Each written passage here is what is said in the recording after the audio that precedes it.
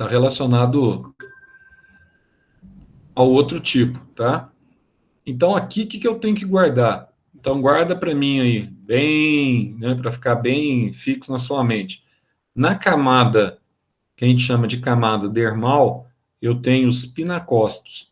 Na camada gastral, que coincide aqui com a espongiocela, eu vou ter, então, os coanócitos. Coanócitos na gastral e na camada dermal tem os pinacócitos. Esse é o famoso tipo Ascon, que é o tipo mais primitivo, que o tamanho dele é menor. Por que o tamanho é menor, Zé? Porque, na verdade, tá, esse tamanho aqui, na verdade, ele serve para mostrar a você que você tem menor quantidade aqui de, como é que chama, de coanócitos que vão realizar a digestão intracelular. Agora, outro tipo de esponja aqui, ó, tamanho intermediário, é o tipo ciconoide ou tipo sicon. Zé, ela parece um vaso aí, né? Pois é, ela parece um vaso mesmo, tá? E esse vaso aqui, ele está relacionado com uma rede de canais que estão presentes exatamente nessa região aqui, ó, da camada dermal, da camada que nós temos aqui, a derme. Só para você dar uma olhadinha aqui, como é que funciona essa rede de canais, só para você enxergar aqui comigo, que eu passei hoje de manhã também. Então, o que vai acontecer aqui nos poríferos ou no espongiário? Quanto mais desenvolvido é o espongiário, menor vai ser a espongiocela, tá? Quanto menor a espongiocela, maior é a quantidade que nós vamos ter aqui de coanócitos. Ah, se eu tenho uma quantidade maior de coanócitos, eu tenho maior quantidade, então, ou concentração de coanócitos para eu realizar maior filtração, né, Zé? Pois é. Então, quanto menor a espongiocela, mais coanócitos você tem no animal. Se ele tem mais coanócitos, ele apresenta maior capacidade de filtragem. Se ele tem maior capacidade de filtragem ou filtração, ele cresce mais automaticamente porque ele vai reter mais toxinas ao longo do seu corpo. Então, olha só que legal aqui, ó. Então, aqui nós vamos ter dois tipos de canais, ó. Depois dos poros, você tem aqui os canais que nós chamamos de canal inalante. Então, esses canais inalantes aqui são aqueles canais que captam a água e o plâncton do meio externo. Tá vendo aqui, ó? Canal inalante, canal inalante. Então, o que vai acontecer nesses canais? Esses canais inalantes aqui, eles terminam em fundo cego e eles não têm acesso à espongiocela aqui, ó. Ah, eles não têm acesso direto à espongiocela? Não, não tem acesso à espongiocela. Mas aqui ficam os poros, ó. E esses poros permitem, então, o acesso aos canais internos, que nós chamamos aqui de canais exalantes. Então, a água, ela passa pelos poros, tá? Ela vai aqui nesses canais exalantes, e aqui nesses canais exalantes, você consegue enxergar aí, ó, essa parte vermelhinha. Essa parte vermelhinha nada mais é do que os coanócitos, tá? Ou nada mais são do que os coanócitos. Então, aqui, Zé, nesses canais que são conhecidos como canais exalantes ou canais radiais, tá? Então, são canais que exalam a água e o plâncton que foram filtradas aqui, ó, nessa região da camada dermal, vão levá-lo para a espongiocela. Então, a espongiocela aqui, ela recebe água filtrada, igual acontece no tipo anterior, que era o tipo Ascon. Só que tem uma diferença. A espongiocela, ó, do tipo Ascon, ela era revestida pelos coanócitos, tá vendo? Ó?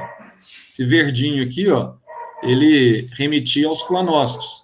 Então, você tinha aqui a espongiocela.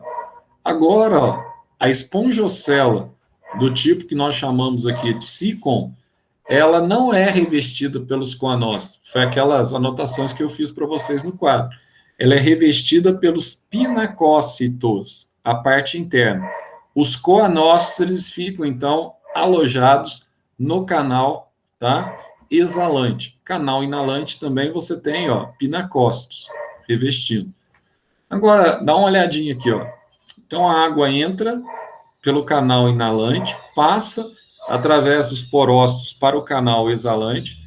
Então, nesses canais aqui, você vai ter a digestão intracelular, E a partir da digestão intracelular, essa água filtrada também ela vai para a espongiocele.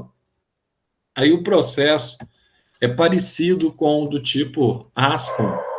A água filtrada, o que vai acontecer aqui? Aqui, Zé, eu tenho coanócito? Tem. Se eu tenho coanócito, eu tenho flagelos, né? Tem flagelos. Se eu tenho flagelos aqui, esses flagelos eles começam a vibrar e à medida que eles vão vibrando, eles vão criando aqui uma corrente de água. Ao criar essa corrente de água, o que vai acontecer com eles? Ó, se estabelece uma corrente e essa água aqui ela vai sair a partir do ósculo, tá? E vai ser a mesma forma que aconteceu no anterior, essa água vai sair para o meio externo, tá? Ô Zé, então deixa eu entender aqui, ó. Aqui, Zé, olhando para cá agora, olhando dessa forma aqui, também eu vou ter animais filtradores, né? Qual que é a diferença do anterior? É o posicionamento dos coanócitos. Então, o coanócito aqui, ó, fica no canal exalante, no tipo ciclo. No tipo Ascom, ele reveste a espongiocele, tá? Então, você tem que atentar para esses detalhes aí para a prova. Agora, olha só esse tipo aqui, ó. Aqui nós vamos ter o tipo que nós chamamos de tipo Ragon, que nós vimos como último tipo hoje de manhã, tá? Deixa eu ver se eu tenho uma outra foto dele aqui. Acho que não vou ter, né? Não. Então, ó, no tipo Ragon ou tipo leuconoide, tá? São as esponjas mais desenvolvidas. Por quê? Porque são as esponjas que apresentam maior número, tá, de coanócitos. Só que os coanócitos aqui, eles não estão nem na espongiocele e não estão nem, tá, também não estão nos canais exalantes, como acontece nos dois anteriores. Aonde eles vão estar aqui, ó? Tá vendo que há essas câmerazinhas aqui, ó? Essas câmeras que eu tenho, que eu desenhei para vocês, aquelas câmeras circulares, elas são conhecidas como câmeras vibráteis. E nessas câmeras vibráteis aqui, é que nós vamos ter aqui o que nós chamamos, tá? De coanócitos, que é essa parte vermelhinha. Então, a filtragem da água que penetra no corpo dessas esponjas, ela é feita exatamente nessas câmeras vibráteis, tá? Agora, o que acontece, Zé? Acontece um detalhe aqui muito simples, ó. A água, ela entra pelo canal inalante, essa água, ela vai passar pelas câmeras vibráteis, onde ela vai ser, então, digerida, o plâncton é digerido, depois ela vai para o canal exalante, até chegar aqui, ó, na região que a gente chama, então, de espongiocele. A espongiocele, nesse caso, é bem menor, isso significa que ela é mais compacta, e significa que eu vou ter mais canais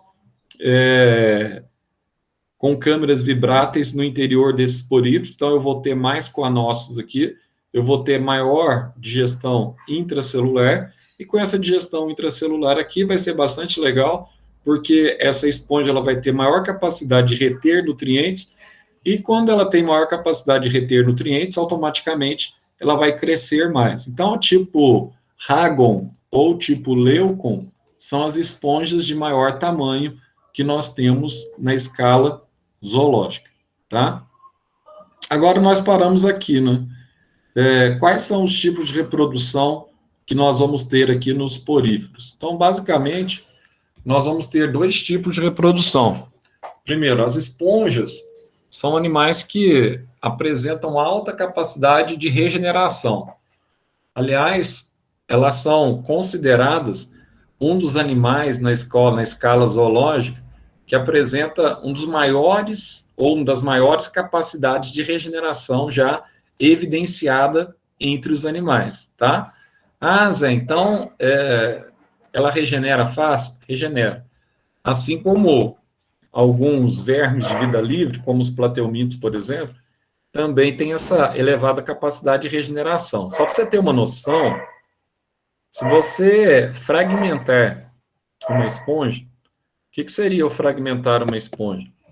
Imagina que em laboratório, aqui na Unifal, por exemplo, você tem laboratório de zoologia, tá? O pessoal faz muito teste lá no laboratório de zoologia. Eles pegam alguns espongiários que eles criam lá, né? E esses esponjados, eles passam eles numa peneira. Todo mundo já viu peneirinha aí e tal. Então, eles usam uma peneirinha e começa a comprimir o espongiário na peneira, tá? Ao comprimir o espongiário na peneira, o que vai acontecer? Ele vai liberar aqui umas massas celulares.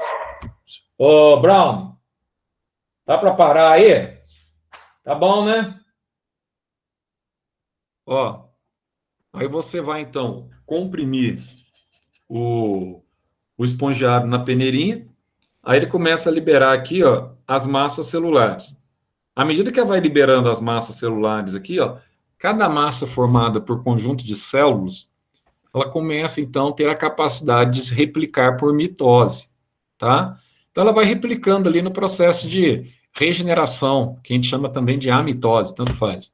Então, ao replicar-se por mitose, ela vai regenerando e aquela massa de célula vai crescendo, ela vai duplicando. Então, se ela está duplicando, logo aquele aglomerado de células que você tem ali é capaz de desenvolver e formar uma nova esponja.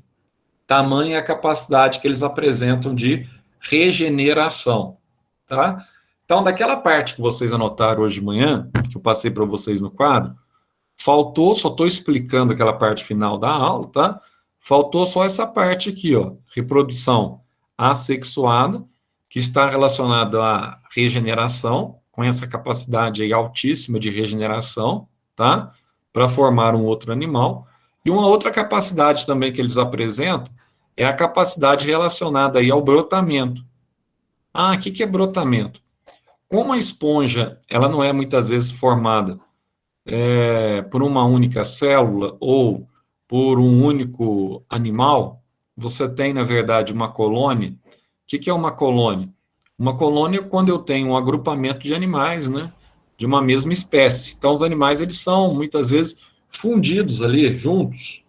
E muitas vezes acontece eles aparecerem todos juntos, por exemplo, numa rocha, lá no fundo do mar. Eles são conhecidos muitas vezes como animais que nós chamamos de bentônicos, animais que vivem no fundo, tá? Por isso nós chamamos de bentônicos, fixos no fundo. Igualzinho eu falei para vocês no início dessa aula. Aí você fala assim, Zé, mas o que tem esses animais? Tem que eles não têm locomoção. Se eles são fixos, eles não têm locomoção. E muitas vezes, ó, quando você tem o desenvolvimento de uma colônia de espongiários, que eu não vou ter a foto, mas na apostila você vai ter, você tem a colôniazinha, e nessa colôniazinha, assim, às vezes na parte lateral dela, você tem um broto, um pequeno brotinho. Parece com um broto mesmo de planta, que o processo do vegetal e o processo de espongiário, em se tratando de reprodução assexuada, é bastante parecido, tá? Aquele brotinho, ele começa a se dividir por mitose, e ao se dividir por mitose, ele vai dar origem a um novo animal, por brotamento, que nós chamamos, tá? Ah, então, Zé, por brotamento ele vai formar um novo animal, exatamente, ele forma um novo animal através do processo de brotamento. Então, vai dar origem a uma nova colônia, que é um agregado de formações de espongiários.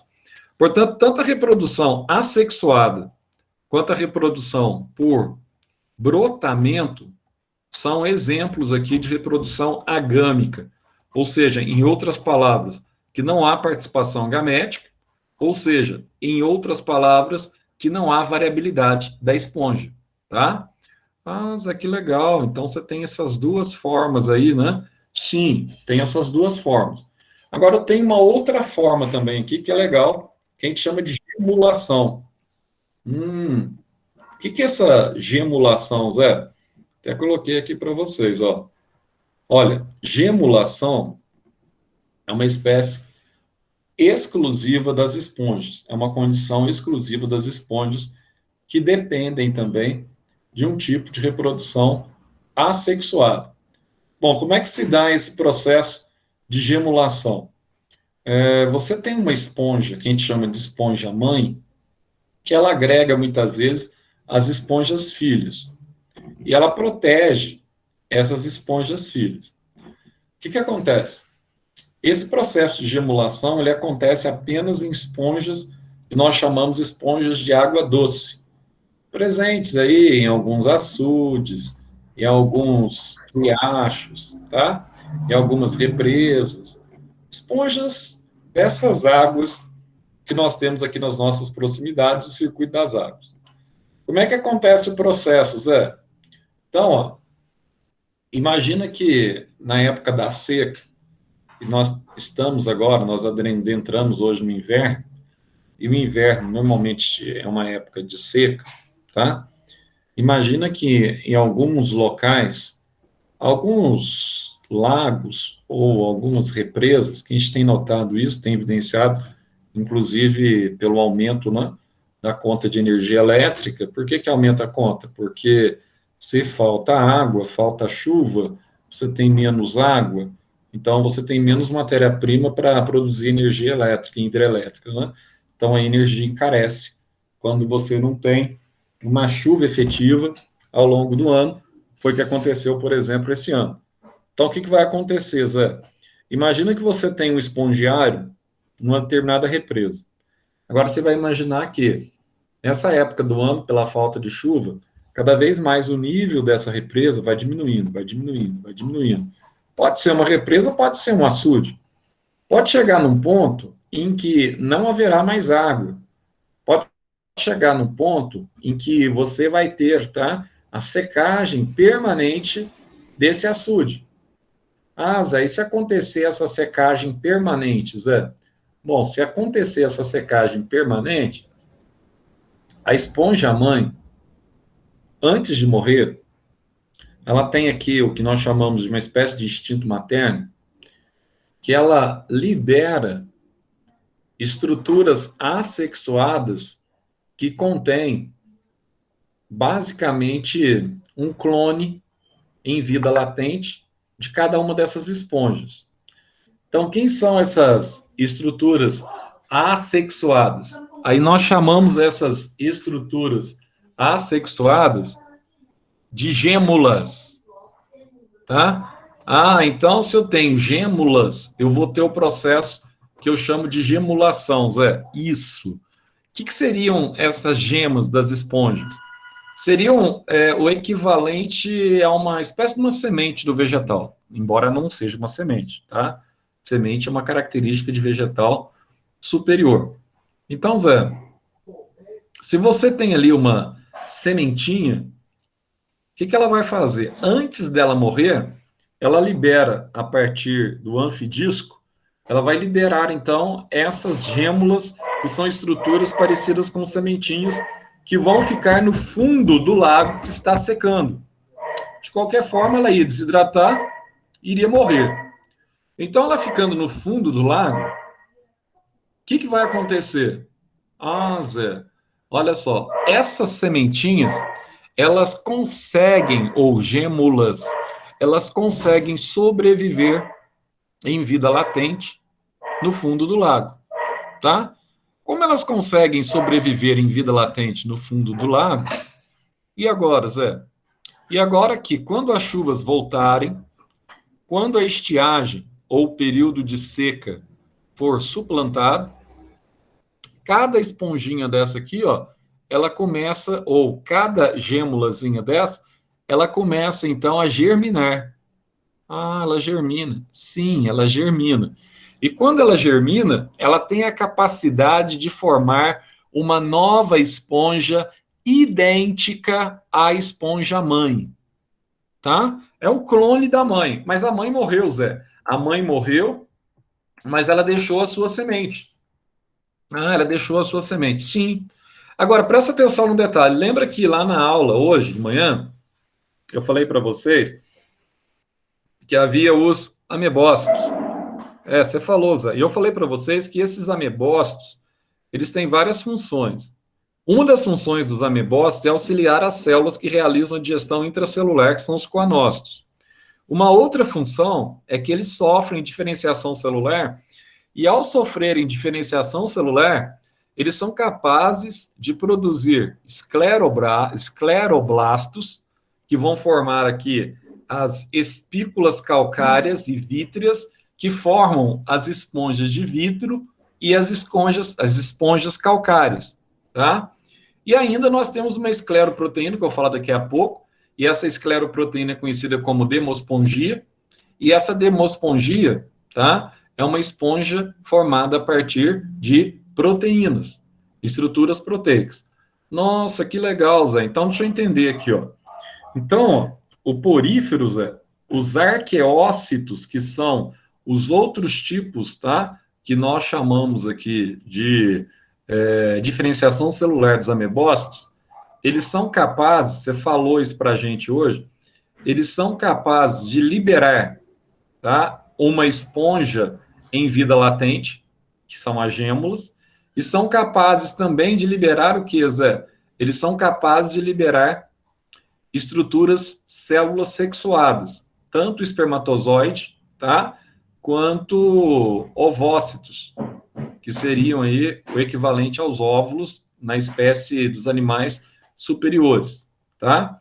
Então, esses arqueócitos, além de atuar na formação dessas gêmulas, eles atuam também na formação das células gaméticas dos poríferos. Ah, Zé, então eles fabricam gametas? Sim.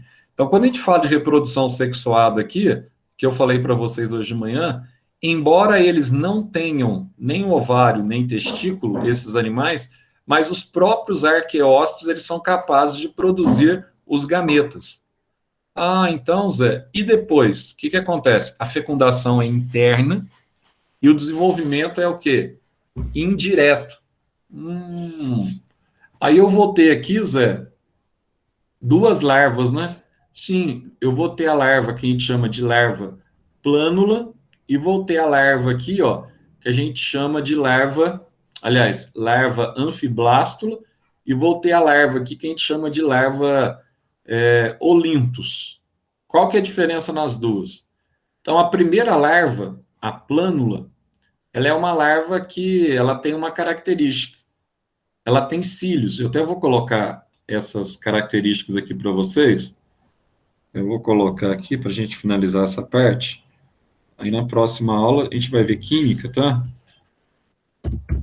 E, se possível, a gente começa já o segundo animal, os segundos animais, que são os quinidários. Vou colocar aqui para vocês aqui, ó. Vou abrir um novo documento aqui, deixa eu colocar essa aula completa, que fica melhor, né? Deixa eu abrir um novo documento. Só que eu não colei.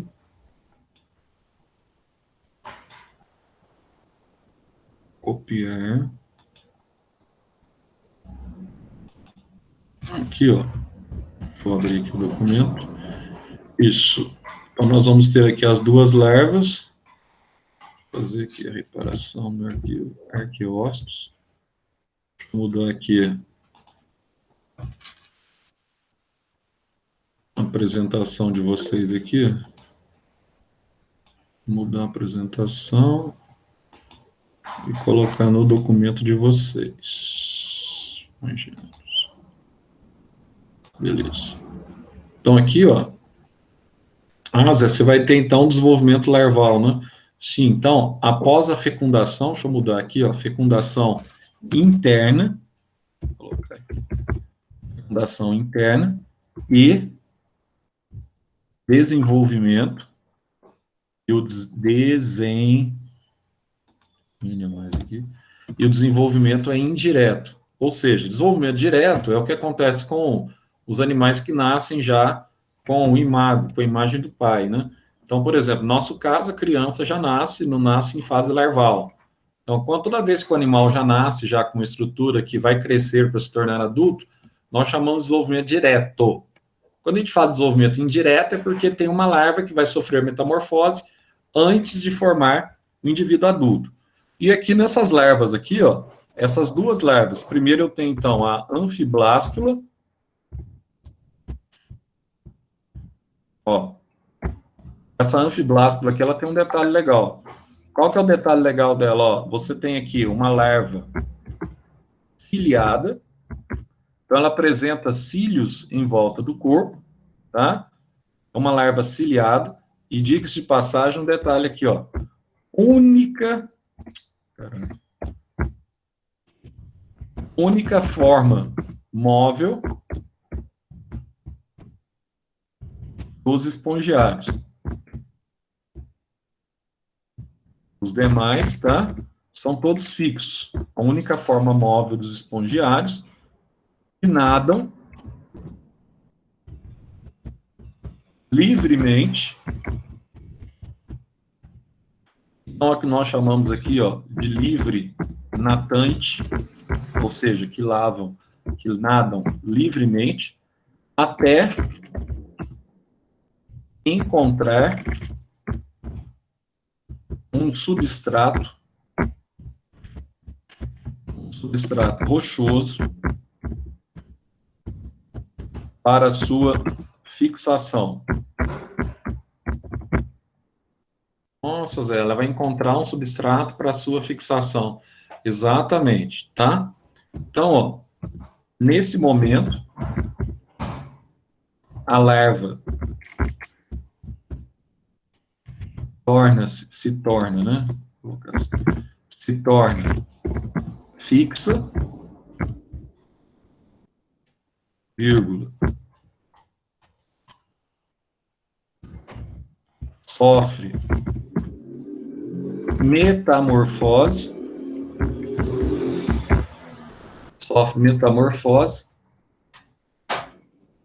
originando a larva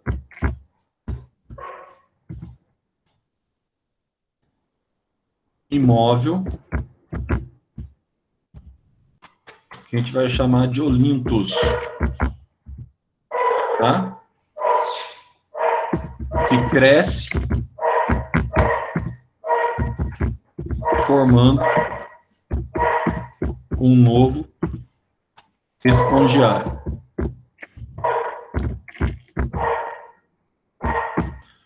Então, você tem duas larvas aqui, tá?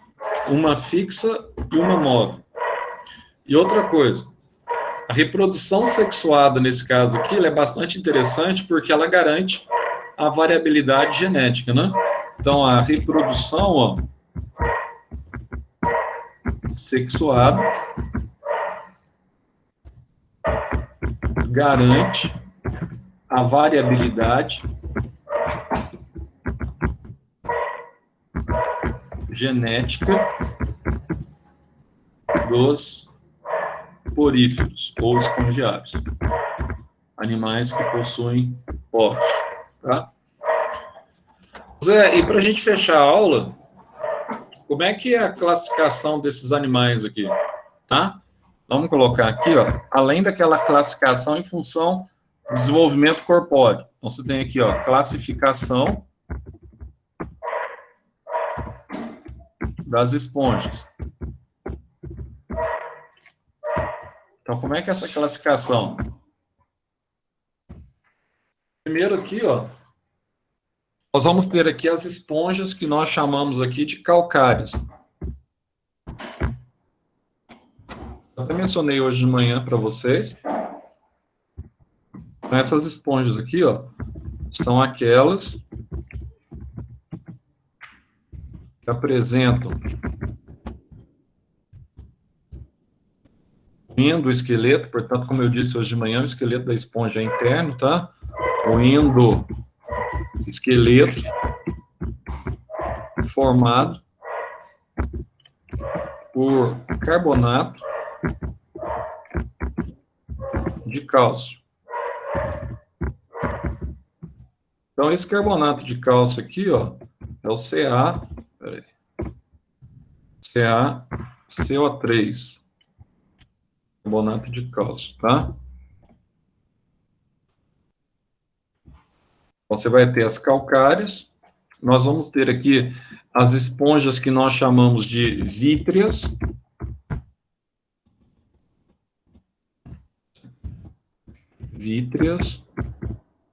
Ah, então isso aqui parece vidro? Parece vidro, né? Elas são transparentes, inclusive. Elas são formações, o endoesqueleto delas são formados por, eu coloquei de manhã também, por uma espécie de areia, de óxido de silício, tá? Então você tem aqui, ó, o esqueleto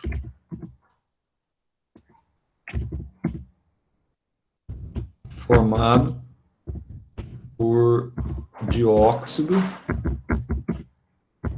de silício. Para a gente lembrar, eu coloquei hoje de manhã, SiO2. Você tem aqui um endoesqueleto formado por dióxido de silício.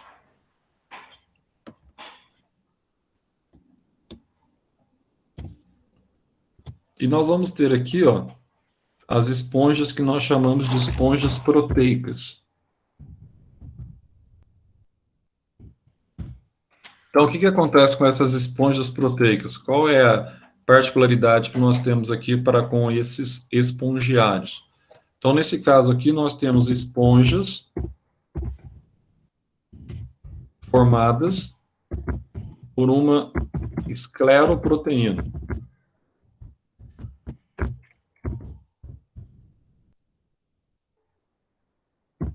O endoesqueleto dela aqui, ó, é uma escleroproteína, que compõe, inclusive, o endoesqueleto. Então, qual que é a importância disso, Zé? A importância é que essas esponjas aqui são as famosas esponjas de banho. Não confunda com vegetal. No vegetal você tem bucha. Aqui você vai ter esponjas de banho. Então, aqui você vai ter as esponjas de banho.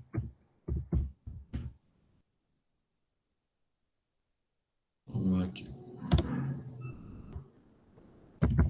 O menor poder abrasivo do que as demais esponjas. E outra coisa, elas têm alta capacidade de embeber, tá? Outras substâncias. No Império Romano, eles usavam essas esponjas também para tomar vinho. Colocava aquelas esponjas nos tonéis e elas ficavam encharcadas de vinho. Aí eles iam torcendo a esponja e era uma forma deles tomarem vinho até a partir desses animais que eram esponjados. Só que eles não tinham nem noção de que a esponja na época era um animal. Até o século, como eu disse para vocês, até o século XIX, eles achavam que as esponjas eram animais, tá? Eram vegetais, aliás, que davam no fundo do plâncton marinho. Então, também, ó, essas esponjas aqui são animais, pelo próprio nome já diz, né? Com alta capacidade de retenção de líquidos. Então, eles possuem poros, e esses poros permitem, então, a absorção de meios líquidos ou meios aquosos. Então, quando a gente fala de porífero, espongiário, é uma matéria muito tranquila, é uma matéria super fácil, não tem nada de difícil aqui para aprender, tá? Deixa eu só colocar aqui para vocês, área de trabalho, espongiários ou poríferos, vou colocar aqui, primeiro ano. Aí a gente já coloca para vocês aí. Deixa eu entrar aqui que eu já coloco para vocês aqui, ó. Primeiro ano.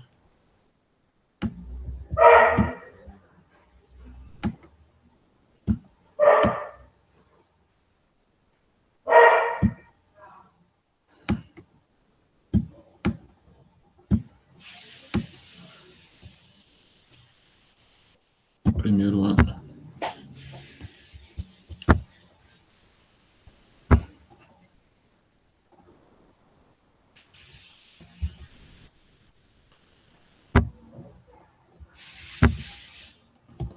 Aí você pode complementar de hoje de manhã, que eu passei para vocês, tá? Na parte final aí, principalmente sobre os tipos de reprodução aí. Reprodução assexuada ou agâmica e reprodução sexuada ou gâmica. Semana que vem a gente vê a aula de química E, se der tempo também, a gente começa a aula sobre quinidários, que são os segundo animais aí presentes na escala zoológica. Já compartilhei com vocês no grupo, vocês já têm, tá? Aí no grupo, tranquilo. Coloca para mim aí presente, quem está presente na aula.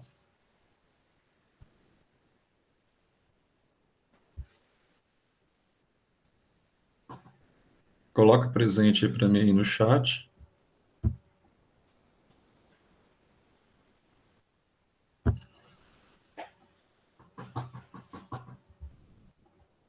Beleza. Então, beleza, pessoal. Até semana que vem. Semana que vem eu volto com vocês, tá? Na segunda-feira de manhã eu volto com vocês. Até mais. Tchau, tchau.